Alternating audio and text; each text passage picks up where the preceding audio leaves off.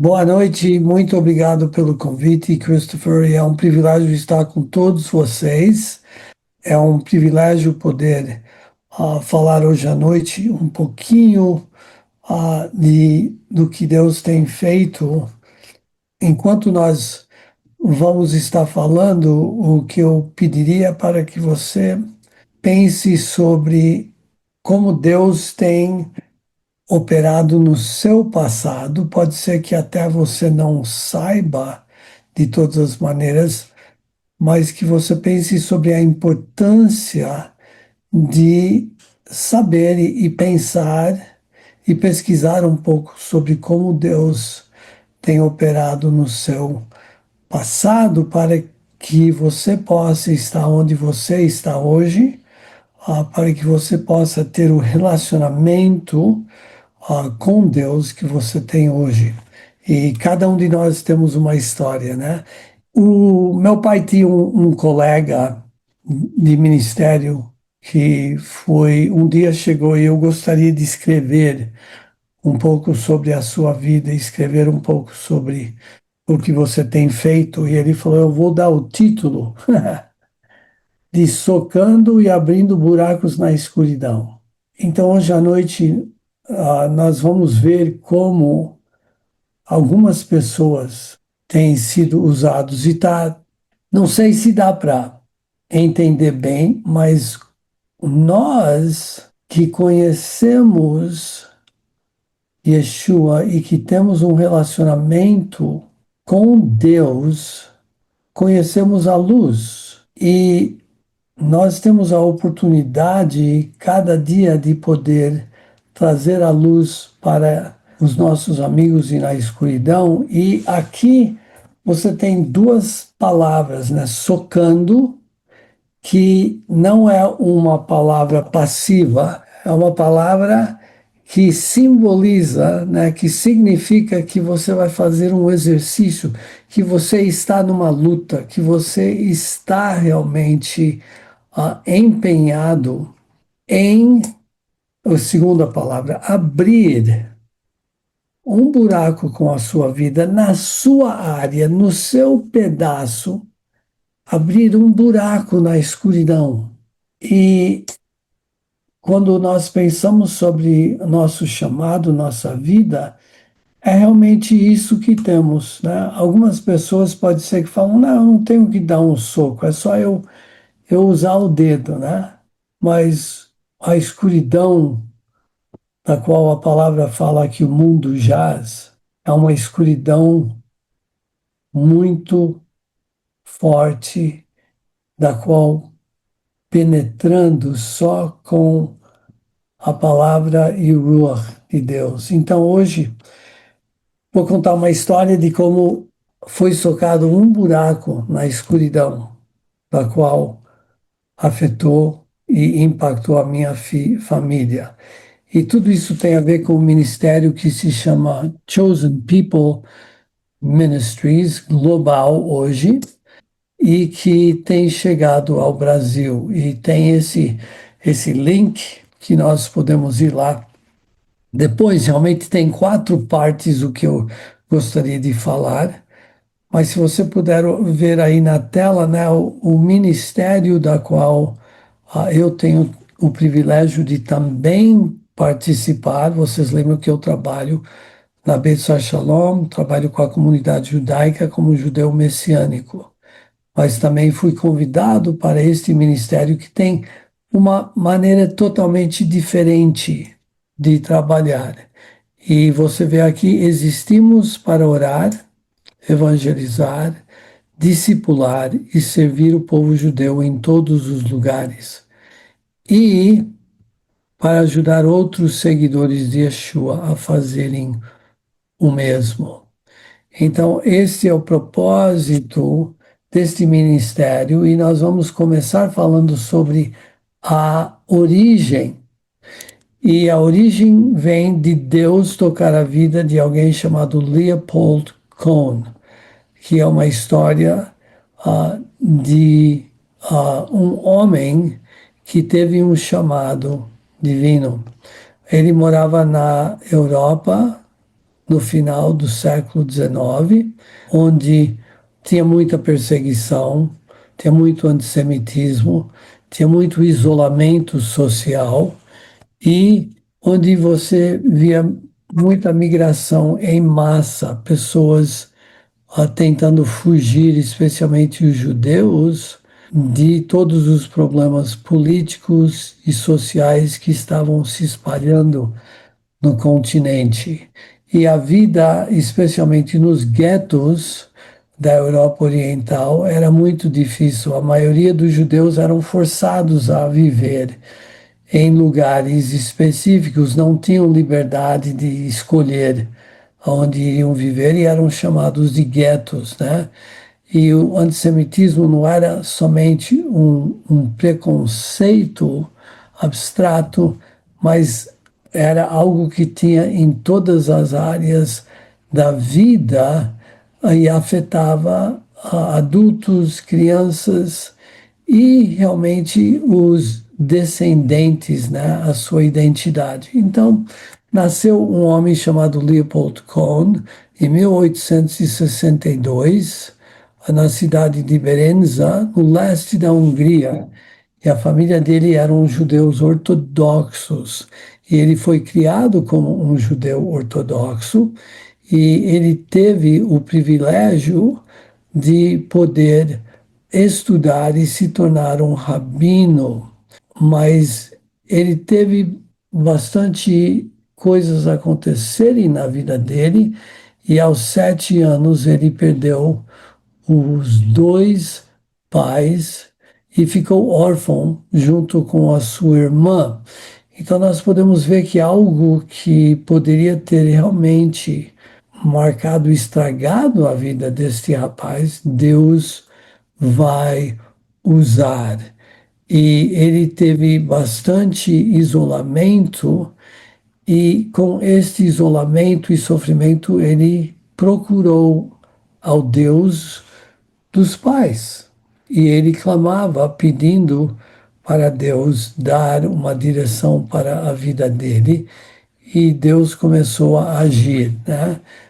E ele foi da orfandade até se tornar um ilustre rabino na Hungria. Nós não temos hoje à noite tempo de contar toda a história dele, mas com muito estudo, muito esforço, ele demonstrou bastante dedicação, uma dedicação extraordinária nos seus estudos, e ele então se tornou um rabino. E ele casou com a Rose, a filha talentosa de uma família judaica, e esta união foi uma união que trouxe bastante estabilidade e felicidade na vida dele, mas ele ainda tinha várias perguntas da qual na vida dele ele buscava respostas. E aí tiveram novas tragédias que aconteceram. O sogro, que era aquele que trazia todo o sustento para casa, morreu. E tudo isso levou o Leopold a procurar nas escrituras sobre um dia quando o sofrimento do povo judeu estava prometido para terminar, a vinda do Mashiach. Então ele teve a busca pelo Mashiach, que realmente foi algo que ele procurou bastante nas escrituras, e ele achava essa esperança. E ele perguntava, mas quando que vai vir o Mashiach, né? E um dia, estudando as escrituras, ele teve uma descoberta perturbadora que no livro de Daniel descreve o cronograma da vinda do Mashiach.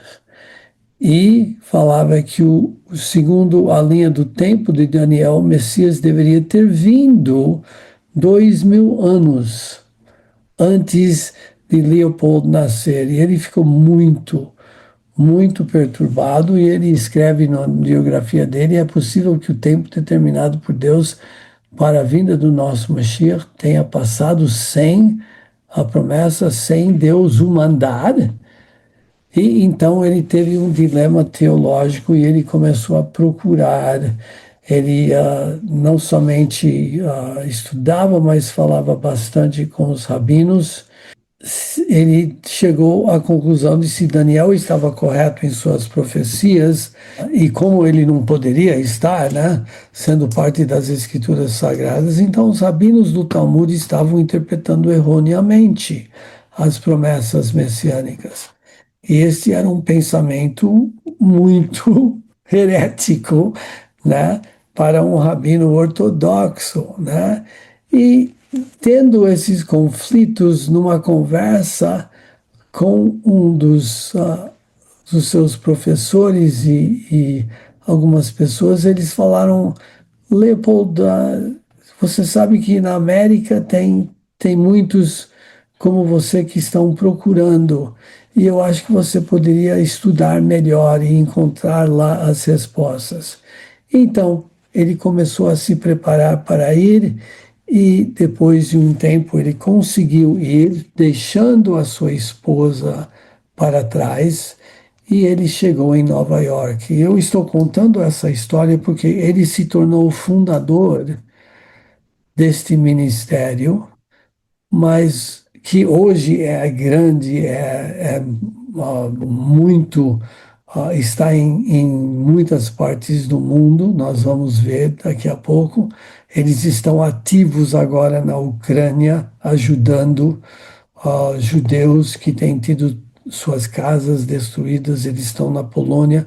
Tem um ministério enorme em Israel e estão com este alvo de nós implantarmos também esse ministério aqui no Brasil, que você vai poder ver. Então, vale a pena nós entendermos como Deus trabalhou na vida desse rapaz, esse jovem. Então, a América representava uma nova oportunidade, né? E ele chegou, e 3 semanas após sua chegada em Nova York, algo extraordinário e aconteceu enquanto ele caminhava pelas ruas explorando. Ele passou numa igreja e na placa da igreja tinha letras em hebraico. E a placa dizia, em hebraico, reuniões para judeus. Então ele falou, mas que é isso? Uma igreja tendo reuniões para judeus? Então ele entrou. E para sua total surpresa, lá no local estavam 800 judeus, entre homens e mulheres, e havia até um coral de meninas judias, e eles cantavam o hino Foi na cruz, foi na cruz. Então o Leopold ficou realmente completamente confuso e ficou fascinado pelo que ouvia, né? E como um judeu ortodoxo, ele se indignou. Como que os judeus vão estar cantando dessa maneira? Como que eles vão estar fazendo, né? Então, ele viu também homens e mulheres sentados juntos, que era algo que até hoje, dentro do ortodoxismo, não se faz nas reuniões. Ele viu presença de cruzes, que era algo muito perturbador para ele, e ele também viu o pregador ensinando da Torá sem usar uma kippah, sem usar aquela cobertura, né? Então ele saiu no meio, falou: Esse não é o lugar onde eu quero ir, mas o pregador conseguiu o contato do Leopold, e o Leopold queria falar com ele, então ele pediu. E aí, durante uma conversa, ele encontrou com essa pessoa várias vezes e começou a ser exposto ao Brit Hadashah, ao Novo Testamento, em hebraico. E ao ler aquele livro, estudando cuidadosamente cada palavra no hebraico, Leopold fez uma descoberta. Ele descobriu sobre Yeshua. E o fato de que neste livro, que eles chamavam de Novo Testamento, falava sobre ele ser o Mashiach. Ele teve esse questionamento e aí teve a descoberta do Novo Testamento e aí ele teve a revelação de Deus por intermédio das Escrituras e nós podemos ver então o poder da palavra, como o Rabino Shaul falou, ó, que essa palavra não volta sem ter o seu impacto. E aí ele teve a transformação que ele veio a conhecer Yeshua. E, obviamente, ele não decidiu que ele iria trabalhar em Wall Street para ser um grande financeiro. Ele decidiu que Deus estava o chamando para falar ao seu povo. E é isso que ele fez. E ele começou a falar. E por intermédio disso, ele abriu com o seu irmão, né, um lugarzinho de estudo bíblico em 1894. E este local onde ele abriu permanece até hoje. Nunca foi derrubado o prédio e podemos ver, e este foi o dia da organização e era chamado a Missão Williamsburg, que era o bairro para os judeus, e nós podemos ver que lá tem o nome Beit Sar Shalom. E você vê que ele organizou até para ter um conselho que os ajudava e uma diretoria. E aí ele começou a fazer esse trabalho. E essa diretoria era feito de quem? Era feito de vários pastores. E imediatamente ele começou a entrar numa situação onde teve conflito, porque alguns desses pastores da denominação presbiteriana e outros da luterana acreditavam que o judeu, quando vinha a conhecer Yeshua, deveria parar de ser judeu. Então, desde o começo, nós vemos que teve uma tentativa de tirá-lo e chegou ao ponto, depois de vários anos, que realmente alguns desses pastores tentaram tirar esse ministério do Leopold Cohen, o acusando de ensinar coisas que não eram bíblicas, como o judeu pode continuar a ser judeu.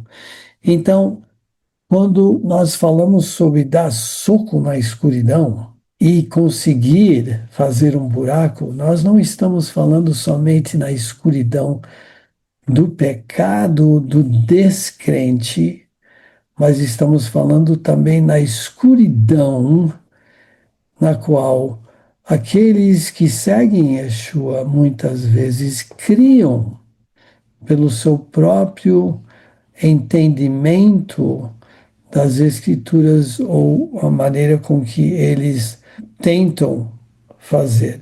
Então, nós estamos então, Leopold Cohen iniciou esse ministério em 1894, ele fundou a sua obra baseada na fé em resposta à exortação bíblica de Romanos 1,16, e ele teve a sua primeira reunião foi enorme, 8 pessoas, mas depois de anos e anos, nós vemos que mais de 1.000 judeus vieram a conhecer Yeshua por intermédio dele. E ele deixou um legado da qual a missão Williamsburg se tornou, depois de anos, o que era chamado American Board of Missions to the Jews, ou a missão americana para os judeus. E muitos anos depois, nos anos 60, se tornou Chosen People, o ministério ao povo escolhido. Então, ele saiu de uma cocheira reformada, né, que era o prédio que ele alugou naquela época, e agora hoje é um ministério global, da qual Leopold Kohn hoje está assistindo lá dos céus. Agora, o que que isso tem com Daniel?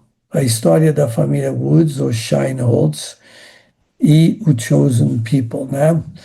Há uma história de perseguição, refúgio e amor inabalável através das gerações.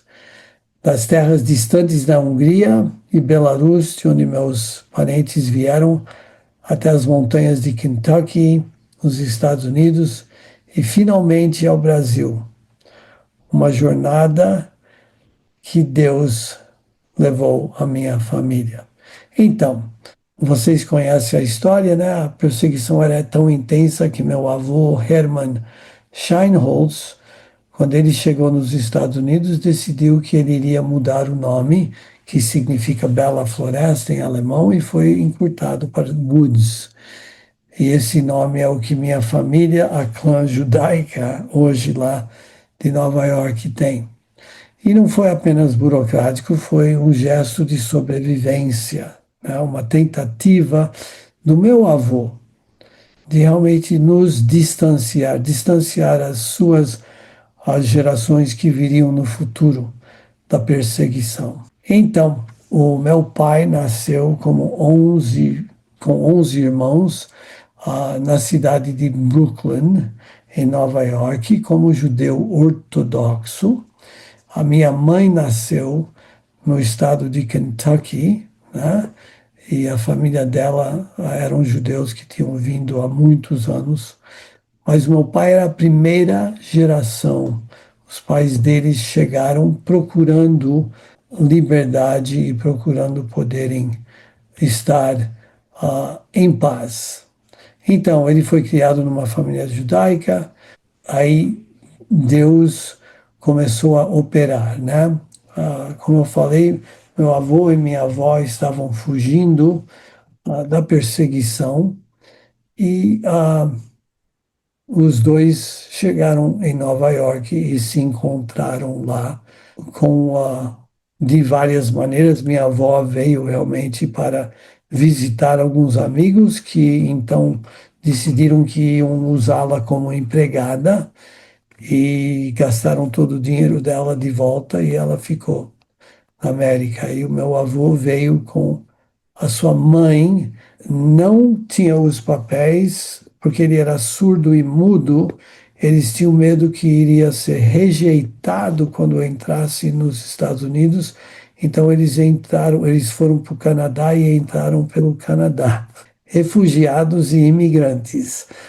Então, nossa família ficou lá na Europa, né, todos os parentes, e infelizmente todos da família Rosenberg, exceto uma irmã, foram levados para Auschwitz e foram mortos. E do lado paterno também foram levados da Belarus e não sobreviveram. Então, nossa família teve, lá estão os nomes dos irmãos do meu pai, né? Ana Beatriz, Morton Israel, Manuel, Ruth, William, David, Calvin, Harry e Louis. Todos eles cresceram lá em Nova York e todos eles sendo judeus ortodoxos, né? Aqui tem um exemplo do documento para poder tirar a cidadania. Então foi uma luta, né? O meu avô, nós não temos os papéis todos dele, então acreditamos que ele não se tornou um cidadão americano completamente, mas a minha avó sim. E aí todos os filhos também se tornaram. Eles falavam Yiddish em casa, tinham uma comunidade segmentada, dividida, e eles preservavam a sua identidade judaica. Então foi um choque para o meu pai quando ele tinha 7 ou 8 anos, estava voltando da escola judaica. Um dia, quando os meninos correram atrás dele e falaram: "Você é um judeu sujo, você vai apanhar, porque você matou Jesus. Então ele chegou em casa e, correndo, perguntou para sua mãe quem é esse Jesus, e ela deu um tapa no rosto dele e falou: nunca mais fale esse palavrão. E foi neste clima, então, que o meu pai cresceu como jovem. E um dia, esse Leopold Cohn, esse rabino que tinha, era vira-casaca, né, tinha se abandonado, né, o judaísmo tradicional e agora estava ensinando que Jesus era o Messias, né. Um dia, esse rabino convidou duas irmãs do meu pai para esta missão, para esse prédio que nós falamos, e elas ouviram e começaram a gostar e iam lá. E depois de um certo tempo, elas fizeram uma decisão, falaram que aceitavam que Yeshua era o Mashiach e voltaram para casa e foram abertos sobre isso, e isso deixou vários deles, incluindo meu pai, em polvorosa, né? Eles ficaram muito chateados. Então meu pai começou a, né, ele era só um jovem de 15 anos de idade, não era meu pai ainda. Ele começou a procurar esse rabino e falar que ele era um sem vergonha e não tinha o direito, que ele não era rabino. E então começou uma procura nas escrituras na qual o meu pai veio a conhecer Yeshua, e ele também então sofreu a rejeição da sua família, mas ele teve a convicção de que Yeshua realmente era o Mashiach prometido, profetizado nas Escrituras. Então, naquele tempo, Emmanuel Woods viajava bastante para ter sustento, fazendo conferências e falando sobre o trabalho entre judeus lá em Nova York e depois na cidade de Chicago. E um dia, um amigo dele perguntou: por que que você está nos Estados Unidos? Aqui tem pessoas para falar dos judeus, mas lá no Brasil não tem. Vocês devem ir para o Brasil levar a verdade de Yeshua. E há muitos vindos da guerra e precisam de gente lá. Bom, Leopold Cohn levou meu pai a conhecer Yeshua. Ele foi o homem que o apresentou o Mashiach. E meu pai nunca esqueceu que Leopold Cohn passou por muitas dificuldades com a missão dele. Como eu falei, tinha até evangélicos que queriam tirar o prédio dele porque não acreditavam que deveria ser uma missão, mas que deveria ser uma igreja e que todo judeu que aceitasse Yeshua deveria entrar e tirar a kippah, jogar fora toda a sua herança e se tornar um gentil. E meu pai viu Leopold Cohn e estudou com ele. Ele viu que não era certo fazer isto. Então ele estava sentindo Deus chamá-lo e já estava trabalhando na América do Norte. E aí, com quatro filhos, você vê aí, ele foi para minha mãe e falou: o que que você falaria se eu disse que Deus está nos chamando para o Brasil? E a resposta da minha mãe foi simplesmente: se Deus está nos chamando, então vamos lá. Então nós temos os meus pais que saíram para o Brasil, realmente enviados pela missão Williamsburg, não sustentados, porque a missão não tinha os recursos, mas eles vieram para o Brasil para trazer a mesma mensagem que o Leopold Cohn tinha trazido. Então, passaram 15 dias no mar com quatro crianças, tiveram mais um depois no Brasil, e aí nós temos então o relato de como que o meu pai e minha mãe vieram a ter um relacionamento com o que seriam os chosen people no futuro. E eu queria que vocês soubessem isso, porque não é por acaso, então, que eu estou hoje fazendo parte do Chosen People. Então, esse é o site do Chosen People nos Estados Unidos. E essa é a terceira parte, né? Nós vamos chegar na quarta, que fala sobre o Brasil. Mas como vocês podem ver, eles têm um site que apoia Israel. Aqui é lembrando de 7 de outubro. Se você gostaria de saber um pouquinho mais sobre o que aconteceu, eles têm esse vídeo. E tem aqui, se você quiser ir mais profundamente, fala sobre Israel, os festivais bíblicos, né, o que nós chamamos aqui história judaica, como alcançar judeus e a judaicidade da Bíblia. E aí tem por que Israel.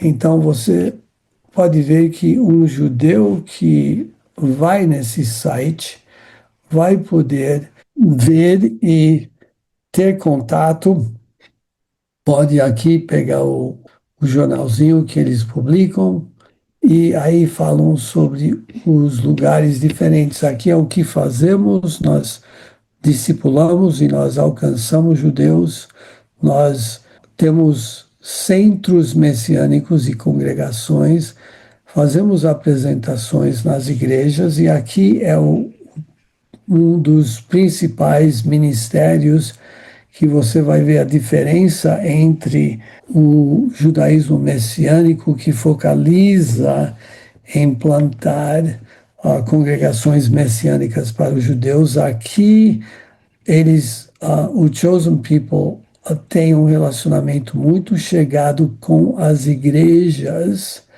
para que as igrejas possam entender a necessidade de alcançar judeus, de sustentar. Então, esse é o padrão da qual o Chosen People do global trabalha e é o que será o que estamos implantando aqui no Brasil, né?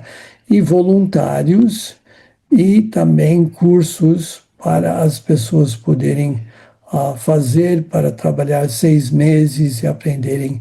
E aí tem missões internacionais e tem o ministério muito importante lá em Israel.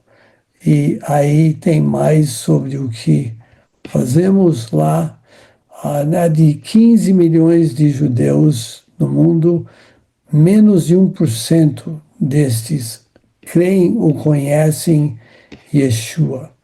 Então, aqui é um dos centros messiânicos que tem, eu acredito que esse daqui é no Japão, e aí tem as congregações messiânicas também, ministério online, né, que você pode ver vídeos de testemunhos. E aí tem esse livro aqui que está sendo imprimido aqui no Brasil e também vai ser dado de graça online. E aí, de novo, apresentações nas igrejas. Se alguém quiser trabalhar a longo prazo, aqui no Brasil estamos procurando por pessoas que querem ingressar nesta empreitada com o Chosen People. Se você estiver interessado, você pode comunicar comigo, porque precisamos de pessoas leigos e pessoas que podem trabalhar, e também de voluntários. E também vamos ter missões a curto prazo para ir em vários lugares. Então, aqui tem 1894, 131 anos, e estamos em 20 países, e por enquanto tem 130 pessoas, e você vê que tem um nome que eles usam de missionários, né?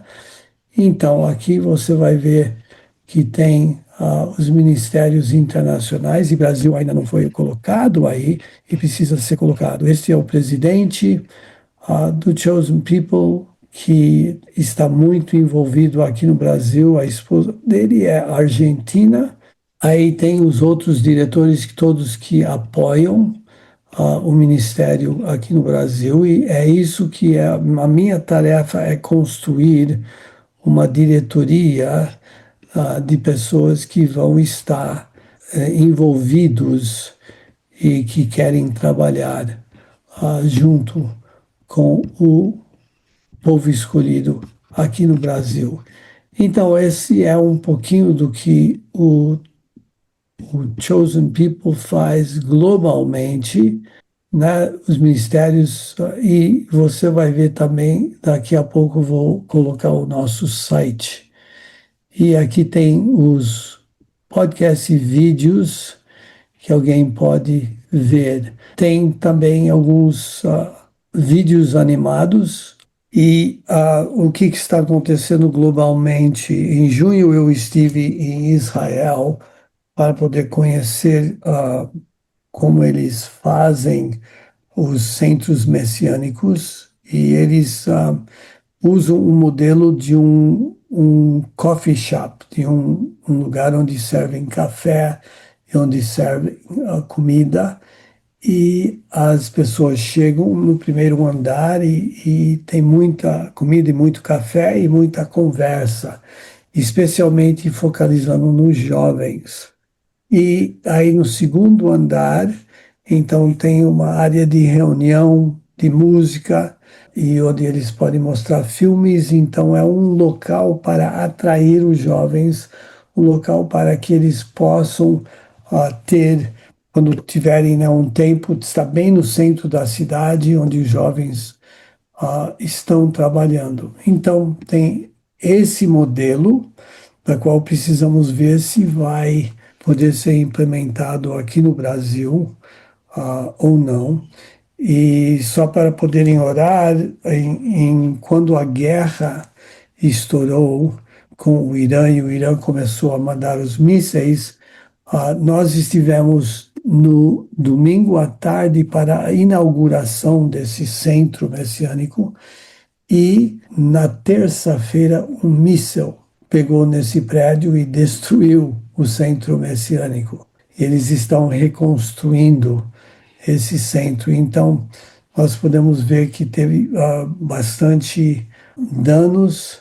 Aí, outro ministério que está sendo muito usado nesse momento é na Ucrânia. Vocês sabem que a guerra tem causado muitos danos e a comunidade judaica sofre muito, tem muita pobreza e tem judeus que conhecem Yeshua, que estão lá, que perderam os seus prédios, suas casas.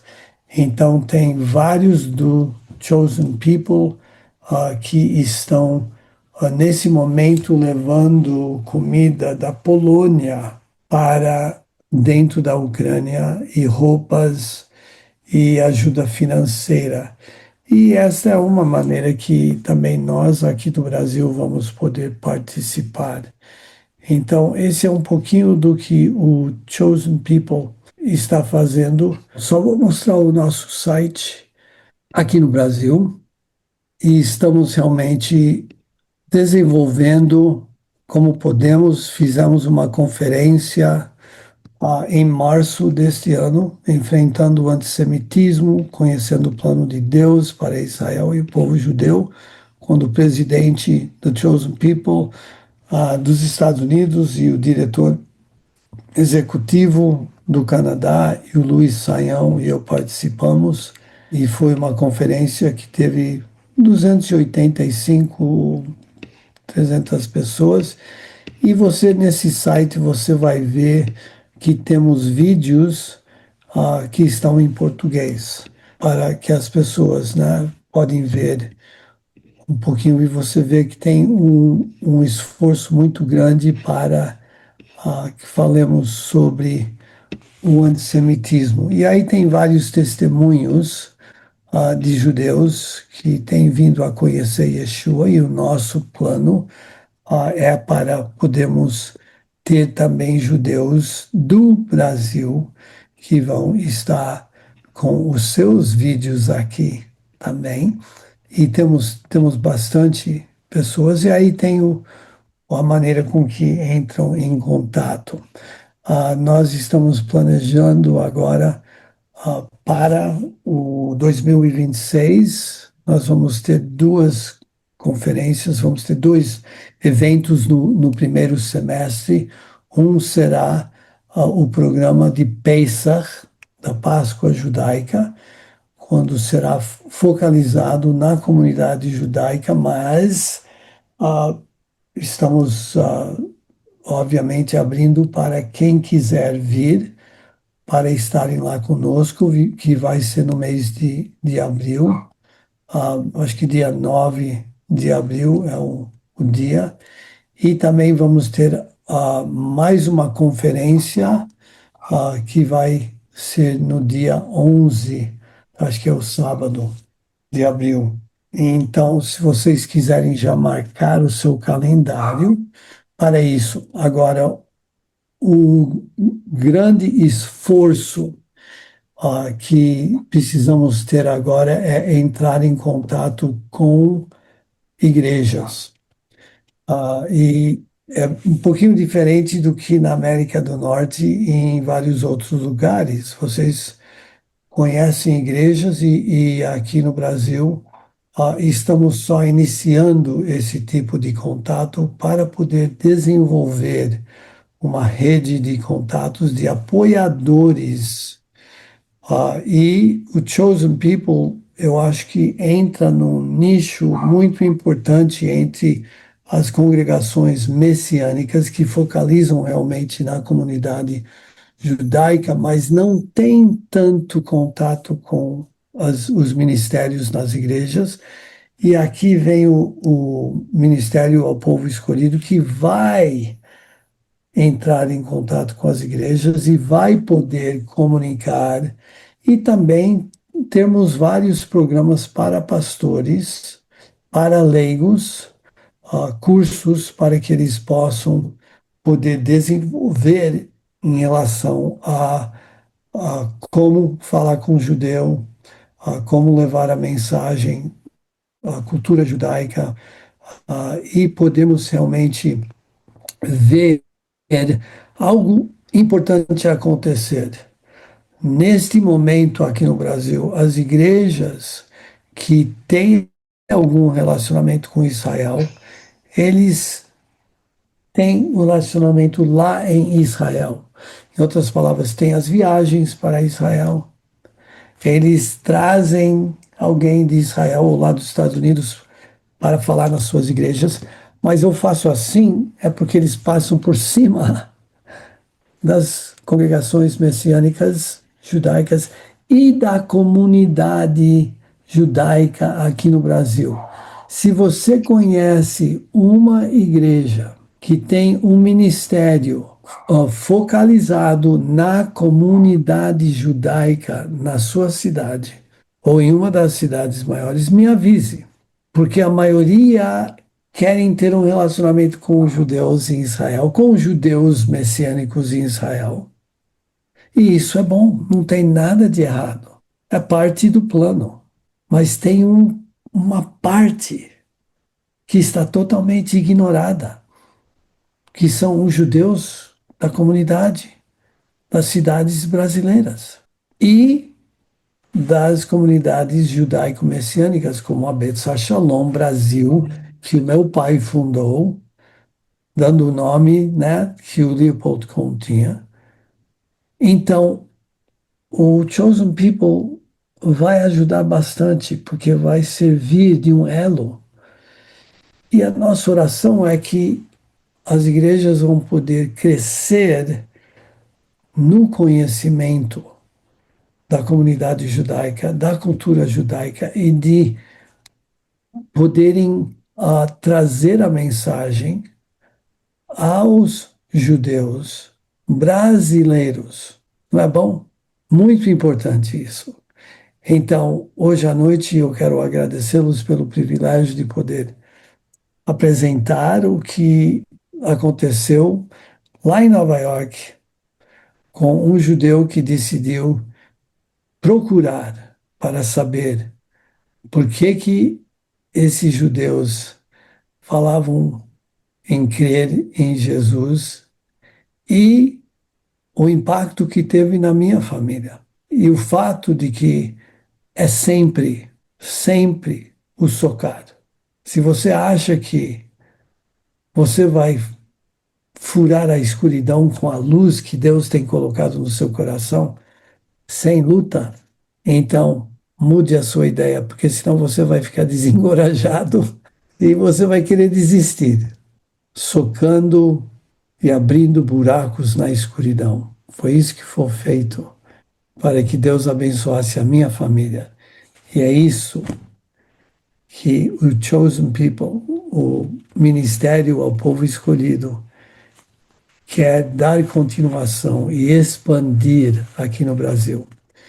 E, de novo, se você tem interesse, ou se você é um pastor, ou tem a sua igreja que gostaria, então eu estou aberto para nós conversarmos. Nós temos muita literatura, nós temos esse já publicado, puxa, Isaías 53 explicado em português.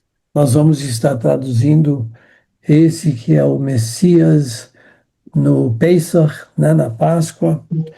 Aqui tem um livro que é mais profundo ainda, que vamos traduzir, que é o Evangelho de acordo com Isaías 53. Aqui tem um que é muito bom, que é Romanos 1,16, né? Ao judeu primeiro, né? E tem muitas publicações que podemos te mandar, muita literatura.